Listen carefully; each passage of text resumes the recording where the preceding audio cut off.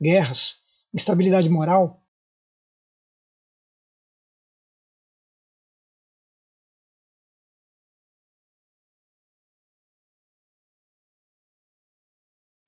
O problema não é apenas o que acontece ao redor.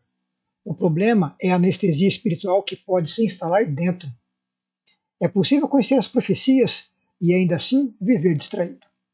É possível falar sobre a volta de Cristo e continuar como se o tempo fosse infinito. Despertamento não é medo, é lucidez. É perceber que a história não está solta. É entender que o tempo não é indefinido. É reconhecer que caráter pesa mais do que opinião. É alinhar a vida com aquilo que se diz crer.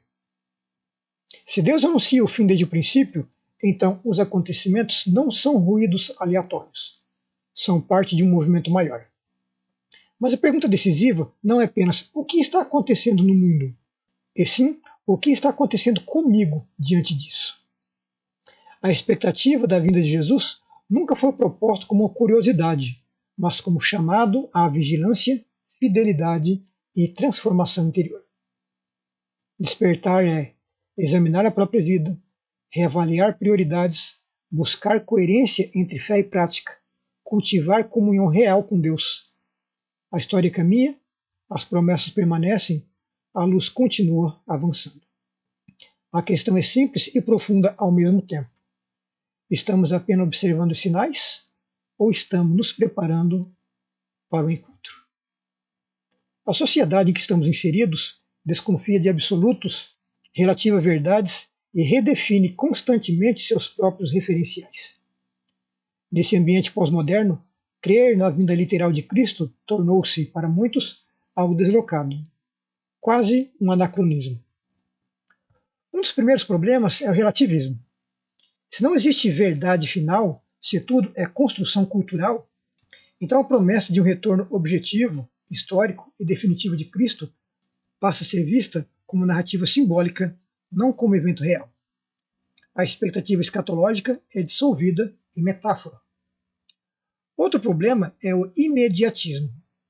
A cultura atual é orientada pelo agora, satisfação rápida, respostas instantâneas, ciclos curtos. A esperança cristã, porém, é paciente, histórica, orientada para o cumprimento de promessas ao longo do tempo. Esperar tornou-se uma virtude rara. Há também o secularismo funcional. Mesmo entre pessoas religiosas, a vida prática é organizada como se o transcendente não interferisse na agenda cotidiana. A vinda de Cristo é afirmada nos credos, mas não molda decisões, prioridades ou caráter. Somado a isso está o ceticismo institucional. Escândalos religiosos, abusos e contradições públicas minaram a confiança em lideranças espirituais. Como resultado, muitos rejeitam não apenas as instituições, mas também as próprias doutrinas associadas a elas, inclusive a esperança escatológica. Outro obstáculo é a hiperinformação. A avalanche contínua de crises globais, guerras, pandemias, colapsos econômicos pode produzir dois efeitos opostos: alarmismo sensacionalista ou apatia completa. Ambos distorcem a compreensão equilibrada dos sinais proféticos. Existe ainda o problema da espiritualidade personalizada. Na pós-modernidade, a fé é frequentemente moldada à preferência individual. A ideia de um retorno de Cristo que implica juízo, responsabilidade moral e prestação de contas confronta a autonomia pessoal e, por isso, é suavizada ou ignorada. Por fim, há o desgaste causado por previsões fracassadas ao longo da história. Datas marcadas e não cumpridas criaram descrédito. Muitos passaram a associar a expectativa da volta de Cristo a fanatismo ou especulação irresponsável. O desafio, então, não é apenas afirmar que Cristo voltará. O desafio é recuperar uma esperança escatológica que seja biblicamente fundamentada, não sensacionalista, moralmente transformadora, não apenas informativa, intelectualmente responsável, não ingênua, existencialmente relevante, não periférica. A sociedade pós-moderna não rejeita apenas doutrinas, ela rejeita certezas que confrontam sua autonomia.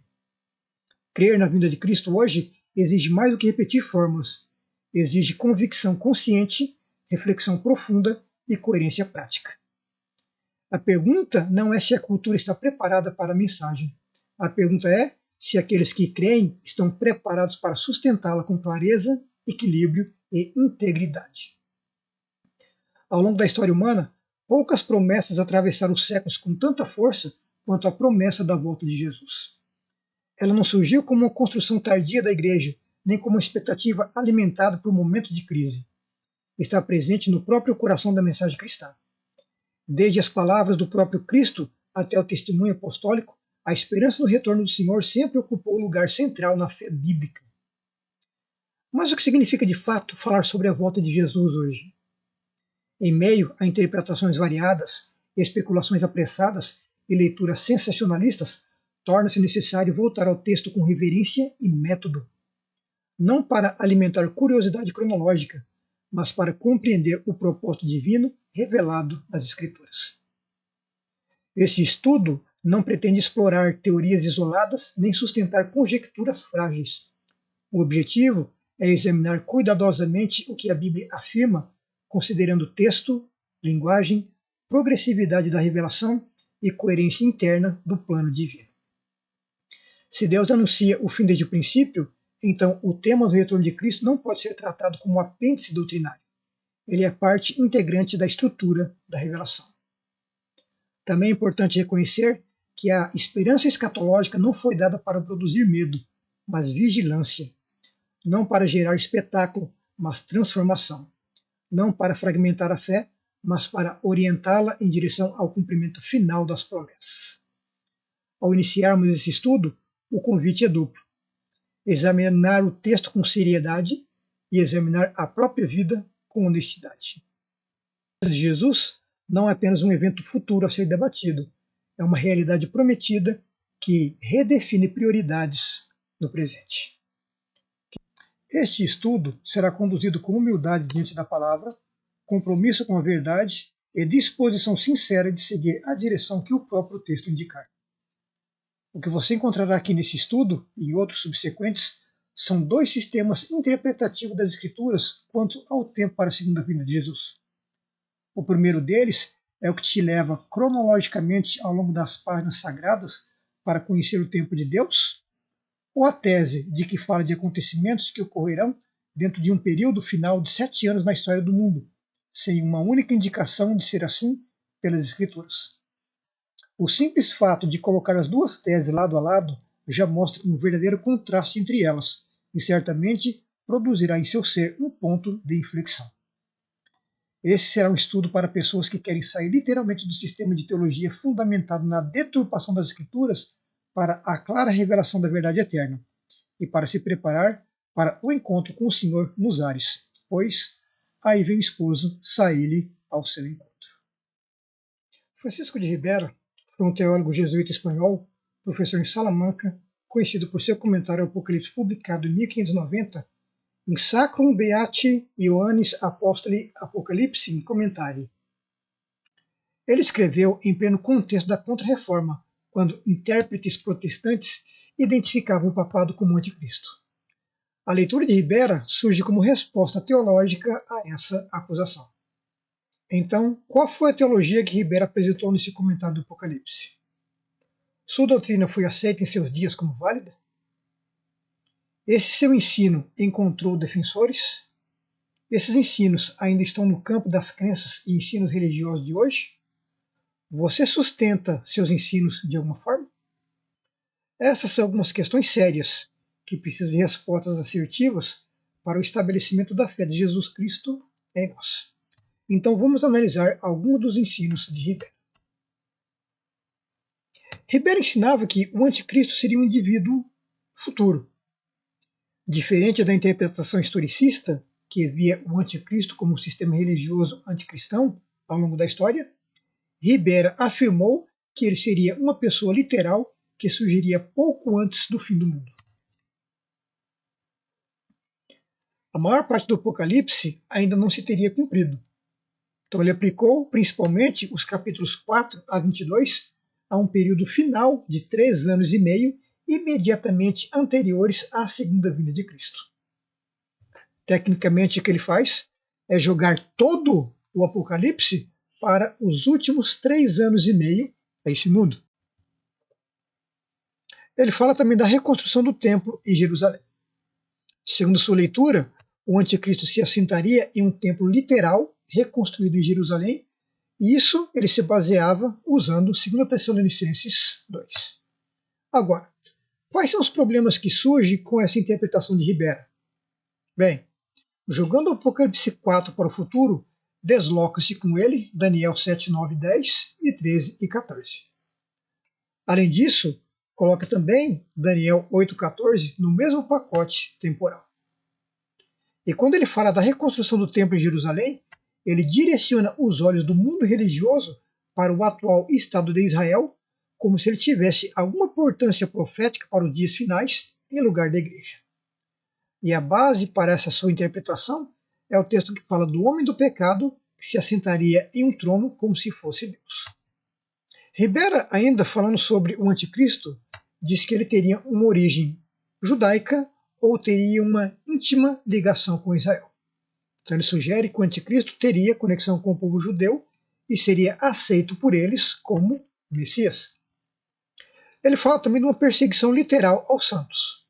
Então haveria uma perseguição intensa e concentrada durante 3 anos e meio à igreja, aos santos do Senhor, e isso ele aponta como sendo o cumprimento da última semana relatada em Daniel 9.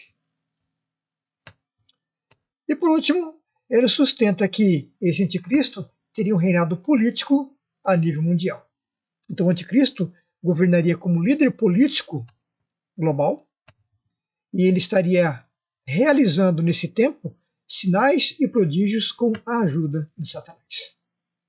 Agora, alguns pontos precisam ser levados em conta aqui. No panorama da interpretação de Ribera, enquanto Israel é governado pelo anticristo, a igreja é perseguida furiosamente durante os últimos 3 anos e meio antes da vinda de Jesus. Agora, para considerar o seguinte: será que Deus daria realmente um tempo de algumas centenas de anos entre as semanas 69 anteriores para a semana de número 70 da história do mundo? Isso é tecnicamente ilógico, pois nós vamos ver que Deus leva a sério os tempos que ele estabeleceu e ele cumpre cada um no tempo designado pela sua própria sabedoria e poder. Então, toda essa apresentação de Ribera, será que as coisas são realmente assim? Será que isso que ele apresenta é o que a Bíblia realmente diz? Essa abordagem de Ribera é considerada uma das primeiras formulações sistemáticas do que hoje é chamado de futurismo escatológico, ou seja, a teologia que aponta para o futuro os principais acontecimentos que a profecia diz que ocorrerá. Mais tarde, ideias semelhantes a essas foram desenvolvidas por intérpretes protestantes futuristas e séculos depois pelos dispensacionalistas. Então, quando paramos para considerar toda essa exposição, eu pergunto: qual é o elemento usado para apresentar essas ideias? A resposta é teologia. Ribera era um teólogo e a mensagem que ele apresentava é resultado de seus estudos. O que é teologia? Teologia é a junção de 2 palavras gregas que dão um sentido geral do que significa. Então temos Theos, que significa Deus, mais logos, que significa estudo, discurso ou raciocínio. Assim, essa palavra indica o estudo das coisas relativas a Deus. Quais coisas? Sua natureza, suas obras, sua relação com a humanidade. Agora o ponto é o seguinte: a teologia é confiável? Sim e não. Por que sim ou não? Já vamos ter a resposta. A próxima questão é: teólogos são confiáveis? Antes de você pensar em responder isso de forma conclusiva, pense no seguinte. Muitos cristãos hoje, agora, podem estar perdidos com a Bíblia em suas mãos. E quando eu falo que muitos podem estar perdidos, isso significa quase que a totalidade deles. Mesmo a mais fina flor dos cristãos. E por quê? Você deve estar se perguntando. Vamos deixar que a Bíblia responda essa questão da seguinte forma. Vamos deixar que a Bíblia responda essa resposta com o seguinte texto. Hebreus 5,12 diz: Porque devendo já ser mestres pelo tempo, ainda necessitais de que se vos torne a ensinar quais sejam os primeiros rudimentos da palavra de Deus. E vos haveis feito tais que necessitais de leite e não de sólido mantimento. Então, o que esse texto quer dizer? Antes ainda de entendermos o que esse texto quer dizer, eu quero introduzir um conceito de teologia aqui. Segundo é apresentado, a teologia acaba sendo uma ciência. A ciência que interpreta uma mensagem. Não importa se é da área de direito, política ou religiosa ou outra qualquer. No nosso caso, estamos tratando de estudos religiosos, então vamos nos concentrar nisso. O tripé para a interpretação dessa mensagem é composto pelas seguintes palavras: exegese, hermenêutica e homilética. Não vamos tratar do significado delas do grego. Vamos trabalhar com o que elas realmente trabalham. Então, a exegese, ela trabalha com o vocábulo ou com a palavra. Então, em nosso estudo da palavra de Deus, temos de saber interpretar as palavras que formam uma frase ou expressão. A palavra contida naquele texto é literal ou figurada? Ou ainda tem um significado diferente daquilo que pensamos saber? A hermenêutica trabalha com o ambiente que a frase traz as palavras. Ela constrói o panorama que precisa ser entendido. A homilética, por sua vez, é a arte de apresentar a mensagem como ela realmente é, sem forçar o seu real significado e aplicação. Vamos tomar dois textos para exemplificar a coisa toda nesse ponto. O primeiro texto é o texto de João 3,16, que diz: Porque Deus amou o mundo de tal maneira que deu seu Filho unigênito para que todo aquele que nele crê não pereça, mas tenha a vida eterna. Então, quando você lê esse texto, você identifica o significado real de cada palavra. Você consegue entender o ambiente ou o panorama dela. E você consegue fazer uma transmissão assertiva daquilo que o texto está dizendo. Somente uma pessoa que não possui um sistema cognitivo equilibrado não compreenderá o que a frase realmente está querendo dizer. Vamos tomar outro texto. O texto de Isaías 28:2, que diz: Eis que o Senhor tem um forte e poderoso, como tempestade de Saraiva, tormenta destruidora, e como tempestade de impetuosas águas que transbordam, ele, com a mão, derrubará por terra. Quando você lê esse texto, o que você entende? Qual é o ambiente ou o panorama que você enxerga? Qual seria a mensagem que você transmitiria? Será que o ouvinte conseguiria entender o que você transmitiu? Então, em casos como esse, surgem variadas interpretações e posturas, mas no fundo, só há uma verdade que o texto realmente mostra. E quando chegamos em um ponto onde não conseguimos ler o texto em sua plena verdade, corremos um sério risco de estarmos em erro, mesmo com a Bíblia em mãos. Então, tendo apresentado em resumo o que seja a teologia, podemos partir para uma definição mais ampla do seu significado como sendo: teologia é a capacidade de revelar a existência de Deus e sua interação na dinâmica da existência do homem e do meio onde ele se encontra através da Bíblia. Você entendeu o texto? O que ele está dizendo?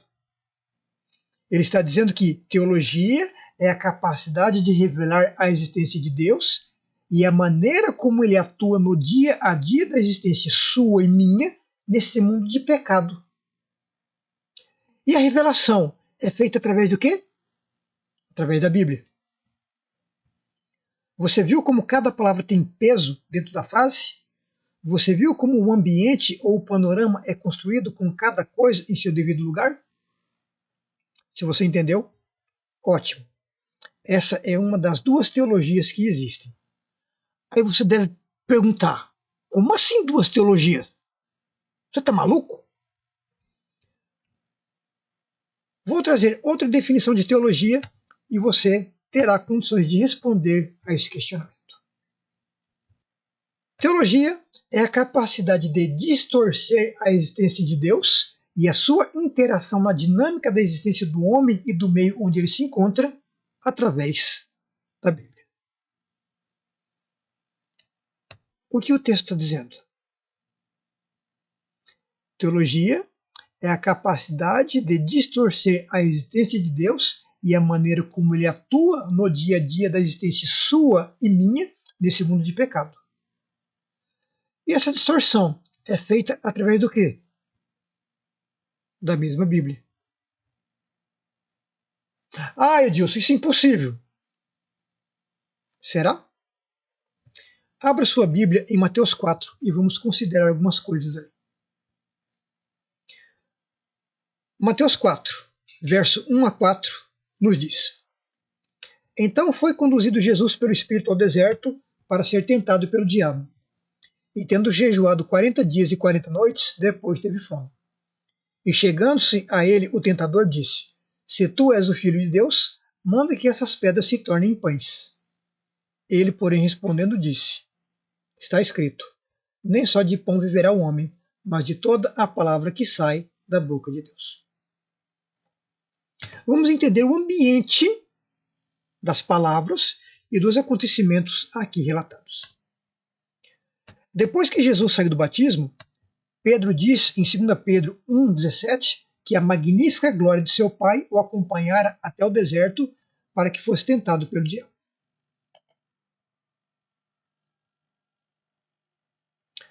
Quando que o diabo veio tentar Jesus? O texto responde: Tendo Jesus jejuado 40 dias e 40 noites, depois teve fome. Então, Jesus só sentiu fome realmente depois de ter passado os 40 dias completos, e foi nessa circunstância que o tentador veio a ele. E quando ele chega, já é com pleno conhecimento do que ele vai fazer, ou melhor, ele já chega sabendo qual é a tentação que ele vai lançar sobre Jesus. Ele já tem a prova de que o ser humano é demasiado fraco ante a fome e é capaz de fazer qualquer coisa para ter sua fome saciada. Então, sem rodeios, ele manda: se você é o Filho de Deus, manda que essas pedras se transformem em pães. Sacia tua fome. E ele tinha certeza de que a fraqueza da carne humana cederia. Mas, de repente, ele ouve Jesus dizer: Está escrito: Nem só de pão viverá o homem, mas de toda palavra que sai da boca de Deus. Vamos imaginar o espanto de Satanás. Em sua mente deve ter passado o seguinte pensamento: Não vai comer? E trouxe como justificativa o que Moisés disse para o povo quando estava no deserto? Então você prefere obedecer ao que está escrito, não é mesmo? Certo. Vamos tentar outra coisa então. E o que estava na mente de Satanás ali naquele momento? Mateus 4, versos 5 a 7, nos diz: Então o diabo o transportou à cidade santa e colocou-o sobre o pináculo do templo. E disse-lhe: Se tu és o Filho de Deus, lança-te daqui abaixo, porque está escrito que aos seus anjos dará ordens a teu respeito e tomar-te-ão nas mãos, para que nunca tropeces em alguma pedra.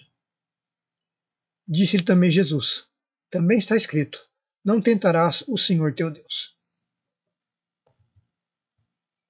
Dos versos 8 a 11, nos diz: novamente o transportou o diabo a um monte muito alto e mostrou-lhe todos os reinos do mundo e a glória deles. E disse-lhe: tudo isso te darei se, prostrado, me adorares. Então disse-lhe Jesus: vai-te, Satanás, porque está escrito: ao Senhor teu Deus adorarás, e só a ele servirás. Então o diabo o deixou, e eis que chegaram os anjos e o serviram. Das 3 tentações lançadas sobre Jesus, qual foi a mais forte? Sem dúvida nenhuma, foi a da fome. Por quê? Simplesmente porque ele estava com fome. Mas ele resistiu a ela, pois foi nesse campo que a humanidade caiu do favor de Deus. E se Jesus veio para ser o resgatador da humanidade caída, ele teria de passar pelos mesmos campos de tentação que o ser humano caído é atacado. E teria de vencê-los. E ele venceu as 3 tentações. A terceira tentação fora sobre a vaidade humana nos campos do poder e da ostentação. Satanás lhe ofereceu o mundo, pois sabia que Deus amou o mundo de tal maneira que deu seu Filho unigênito para que todo aquele que nele crê não pereça, mas tenha a vida eterna. Então ele busca negociar com Jesus. Ele lhe promete o mundo e toda a sua glória, sem que Jesus precisasse morrer pelo ser humano. Poderia governar os humanos aqui no mundo e só teria de mudar de senhor. A proposta envolvia renunciar ao seu Deus e Pai e se curvar a ele como seu novo Deus e Senhor. E novamente Jesus lhe vence a tentação pelo está escrito. Vamos fazer uma leitura mais aprofundada da coisa toda.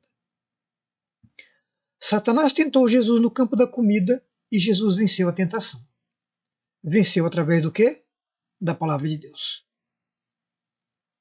Você, como professo cristão, é tentado pelo estômago? E quando é tentado, você vence ou é vencido? Jesus, quando tentado sobre as vaidades do mundo, venceu também essa tentação. Venceu através do quê? Da palavra de Deus. Você, como professo cristão, é tentado pelas vaidades do mundo? E quando você é tentado, você vence ou é vencido? Me dirijo a você, professo cristão, eu não estou de maneira alguma me eximindo dessas tentações, porque eu também as sofro. Eu estou na minha sorte em ou vencer ou ser vencido por elas. Então, a questão aqui é apenas para mostrar que, assim como Satanás tentou a Jesus, ele tenta toda a humanidade, até mesmo a fina flor do cristianismo. Agora vamos pensar na segunda tentação. Na segunda tentação lançada sobre Jesus, o que foi que Satanás usou para tentá-lo? A palavra de Deus. Satanás citou para Jesus textualmente parte do texto do Salmo 91. A fidelidade de Jesus para com as Escrituras estava agora em prova. E Satanás estava sem saída no raciocínio de Satanás. Se Jesus o obedece, ele estaria lhe reconhecendo como mestre nas Escrituras. Se ele desobedece, estaria contra seu pai em aberta rebelião. Então, usando a linguagem do xadrez, Satanás pensou ter colocado Cristo em xeque. Ele imaginava que, de uma ou de outra maneira, qualquer fosse a decisão de Jesus ali, ele o teria vencido. Mas, de repente, ele leva um xeque-mate. Satanás simplesmente ouve Jesus dizer: também está escrito, não tentarás o Senhor teu Deus. Jesus venceu a tentação. Venceu com o quê? com a palavra de Deus. Mas espera aí, palavra de Deus contra a palavra de Deus? Como pode isso? Não pode. Simplesmente não pode. A palavra de Deus jamais se contradirá em qualquer pormenor. O que aconteceu ali então? O que aconteceu foi que Jesus identificou uma distorção teológica no ensino de Satanás. E no identificar essa distorção, ele a neutralizou, ele a venceu. Se pararmos para considerar a questão, como ou por que Jesus venceu as tentações de Satanás pela palavra de seu Pai? É porque ele era mestre na palavra. Ele não se alimentava apenas dos rudimentos dela. Ele conhecia a palavra em seus mínimos detalhes. Ele conhecia a palavra em seu mais profundo significado. E por esse conhecimento, ele tinha o discernimento para identificar as distorções teológicas, quais fossem. Então, nós estamos vivendo em um tempo em que o texto nos diz que já deveríamos ser mestres. Mestres em quê? No conhecimento da palavra de Deus. Para quê? Para termos discernimento e identificarmos as distorções teológicas da palavra de Deus, seja em...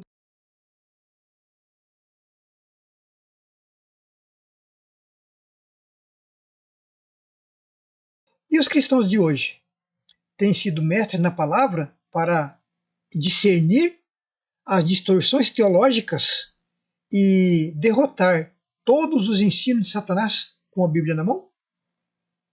Ou ainda estão se alimentando dos rudimentos da fé? Estão se alimentando com uma teologia que sustenta e dá vitória? Ou uma teologia que falta nutriente e causa perdas atrás de perdas? Você consegue identificar os falsos ensinos da teologia satânica sobre as obras de Deus?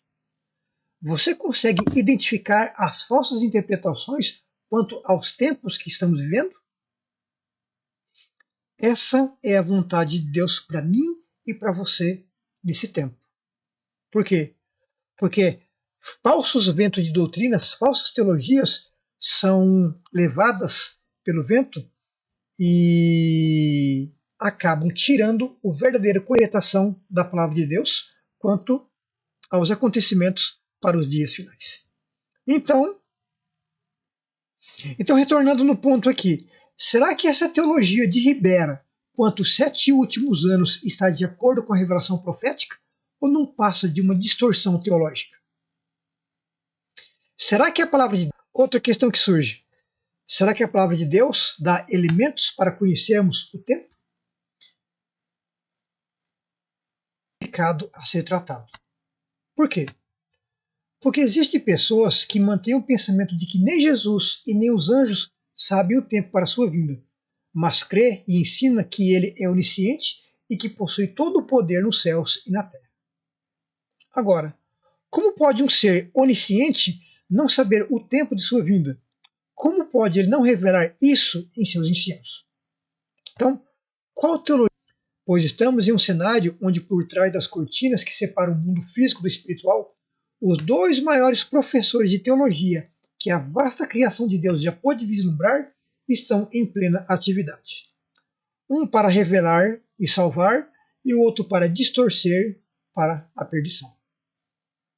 E do lado de cada cortina estamos eu e você, cristãos ou anticristãos, vivendo os últimos momentos da nossa história, neste mundo que já é tempo de contagem regressiva claramente apontado.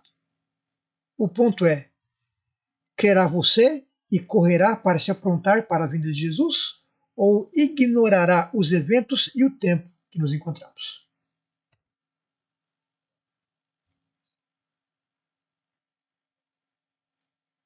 Dia 28 de fevereiro de 2026 é pontualmente o dia 8 do mês 7º do ano 5.998. Para o ano 6.000, faltam 533 dias. e eu quero convidar você para uma viagem. E nessa viagem eu quero apresentar para você, de uma maneira como você nunca viu, o tempo bíblico em cada detalhe que as Escrituras nos traz em suas páginas. E o objetivo dessa viagem é revelar a grandiosidade de Deus ao estabelecer esse tempo e todos os eventos que ocorreriam em seu caminho.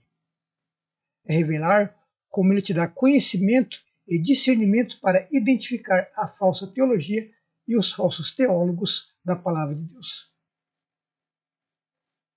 É revelar qual é o preparo que devemos ter para a vinda de Jesus, pois eis aí vem o esposo, sai ele ao encontro. Espero você para o próximo estudo. Que Deus te abençoe.